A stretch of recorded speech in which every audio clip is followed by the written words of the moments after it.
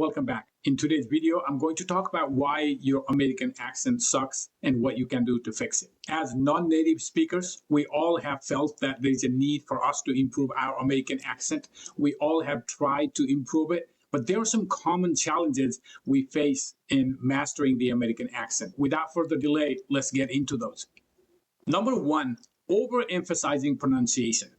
Non-native speakers often articulate each word in a sentence too clearly, while native speakers use connected speech and they blend sounds between words when they speak. So their speech is more natural, connected, and smoother. An example might be when somebody needs to say, I want to go to the store, a non-native speaker might say, I want to go to the store, while the native speaker might say, I want to go to the store. See the difference? They're blending the sounds between those words, while the non-native speakers are pronouncing each word clearly, separately. And that makes their voice choppier than that of native speakers. Number two, misplacing stress in words. And misplacing that stress in a word can make speech sound more unnatural.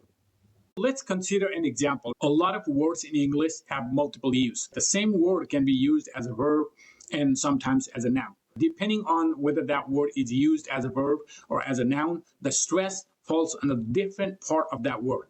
Record might be a verb, and in that case, you're saying, let me record this video, let me record this music. So when it's used as a verb, the stress falls on the second part or the second syllable of that word. But when you say record, the spelling is the same, but it's used as a noun. Let me look at the student's record. In that case, the stress falls on the first syllable of that word, even though the spelling is exactly the same. The use and the meaning is different based on where the stress falls when you say that word. Number three, ignoring intonation pattern. The rise and fall of pitch in speech is known as intonation. And intonation is very important in conveying the right meaning and emotion when you speak. As a non-native speaker of American English, if your message lacks that intonation pattern, or if it's placed in wrong places, then the meaning of your message may be completely different, or your message might actually lack that emotion that you want to convey. So let's consider an example. If you're asking somebody if they're coming, you might ask them, are you coming? In that question, depending on where the pitch is, then your meaning of that question is different. If you say, are you coming? Versus, are you coming? As you can see, the pitch or the rise and fall when you speak that question can make the meaning of that question different. Number four, using a flat voice. Using a dynamic range of pitch while speaking American English helps you convey that right emotion, that right emphasis, and right meaning. Let's consider an example. If you're trying to say, I'm so excited, right, but you end up saying, I'm so excited, you took that emotion completely out of your message. What you want to do is, while speaking, you want to mimic the native speakers and how they use the ups and downs, the pitch, the rise and fall of that voice to convey the right emotion, to convey the right meaning and emphasis. Number five, struggling with vowel sounds. English has a complex system of vowel sounds, and sometimes for non-native speakers, distinguishing between those vowels can be difficult. If you use long vowel instead of short vowel or vice versa, the meaning of that word can be completely different. Let's consider an example. Let's say you have $200 in your pocket, and with $200, you want to buy a sheep, the animal, versus you say, I have $200 in my pocket, I want to buy a ship. That sounds ridiculous because ship may cost millions of dollars, while the sheep, an animal, costs few $100s. So if you have only $200, you would say, I want to buy a sheep, instead of I want to buy a ship. About these long and short vowel sounds, I have a personal story that I want to share with you. Early in my career, when I was still learning the vowels, I had to ask one of my clients to delete an Excel sheet. Instead of saying sheet, I said, can you please delete that shit? Sheet versus shit. Now you hear that difference and the meaning they convey. Number six, fast-paced nature of American English. Non-native speakers usually have difficulty keeping pace with American English, especially in professional settings where people speak fast and they expect you to speak fast. They use connected speech, and you're not used to hearing all of that. You are used to pronouncing each word clearly, and that's not what the native speakers are doing. Sometimes it's easy to get lost while trying to follow that conversation.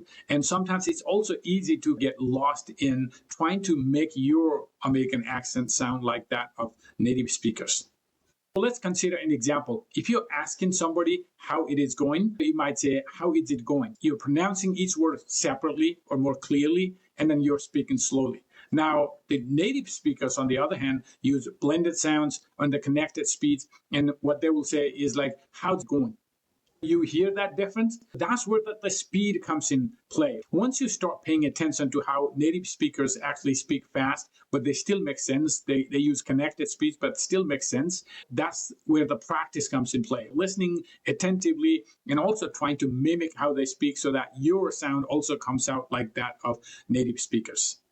Number 7, subtle vowel distinction. This is one of the challenges non-native speakers of American accent face regularly because the same vowel letter in different words can be pronounced differently. Let's consider an example. If you're saying cap, C-A-P, the A in that word cap is like A. That's a short A sound.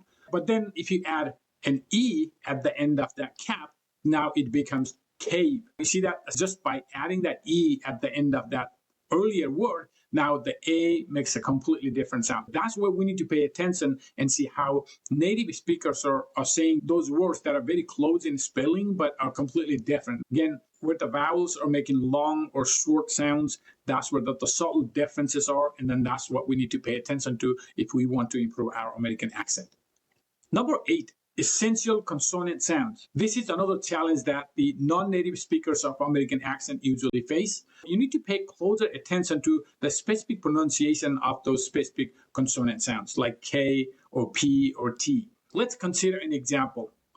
If you want to say water, right? Non-native speakers might say water, but the native speakers use that T more as a soft D. So they might say water, right? So the T doesn't come out as water, but it comes out more as water. And the same thing in tomatoes, right? The second T in tomato comes somewhere between D and R, right? So it comes out as tomato rather than tomato.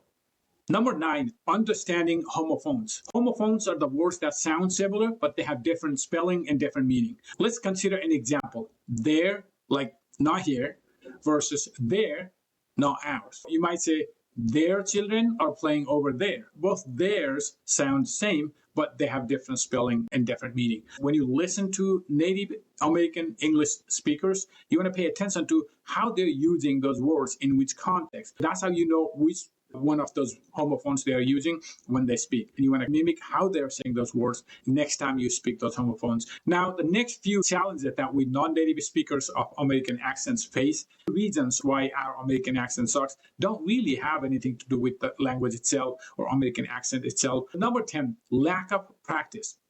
Improving your American accent requires consistent practice and attention to detail. But a lot of times we talk about practice, but we don't actually practice. We listen to the native speakers speak, but we don't pay attention intentionally trying to figure out how they're using, how they're pronouncing words, and how their fluency is working when they speak. Again, that lack of practice doesn't really help when we are trying to improve our American accent.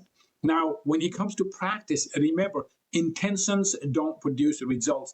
Actions produce results. What I mean by actions is you taking time, you taking effort, you taking energy, and you being intentional when you listen to native speakers. You being intentional when you practice every day, and you being intentional when you're trying to improve your American accent. That's what's going to make your American accent better. Not just talking about practicing, not just talking about improving your American accent, but actually taking actions to do that. That's what I mean by lack of practice. Lack of practice is a reason why your American accent sucks, why my American accent sucks, and what we can do to improve it. Practice more and practice with intention.